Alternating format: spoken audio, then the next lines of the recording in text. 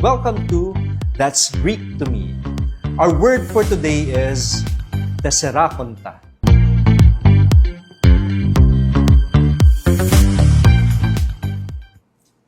Dear friends, Irene Humin, peace be with you. This is Father Joel Camaya, Salesian of Don Bosco, and welcome to That's Greek to Me.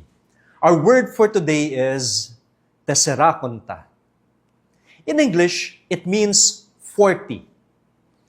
In Matthew chapter 4, verse 2, we read, He fasted for 40, that's Hemeras Tesserakonta, 40 days, and 40 nights. And afterwards, he was hungry. And this verse introduces us to Jesus' 40-day fast in the desert, preparing for his public ministry. The number Tesserakonta, 40, is deeply symbolic in Scripture. Israel wandered 40 years in the desert before entering the Promised Land. Moses spent 40 days on Mount Sinai in God's presence. Elijah journeyed 40 days to Mount Horeb, where he encountered the Lord. 40 marks a time of trial, testing, purification, and preparation for something new. Lent, our 40-day journey, takes its name and meaning from this biblical tradition. It is a sacred season of testing and renewal, patterned after Jesus' own 40 days of fasting and prayer. Through prayer, fasting, and almsgiving, we too are invited to walk with Christ in the desert and prepare our hearts for the joy of Easter. From Tesserakonta, we get the adjective tetrakontad, rarely used in English, meaning 40th.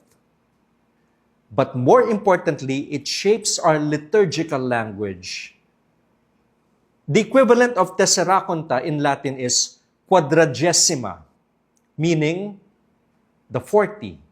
In fact, it is the traditional name for Lent, quadragesima.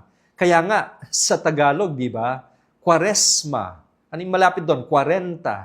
At ito'y galing doon sa Espanyol, yung Quaresma. And we have other words that are related to that. What Lent is called in the Romance languages, it came from quadragesima in Latin.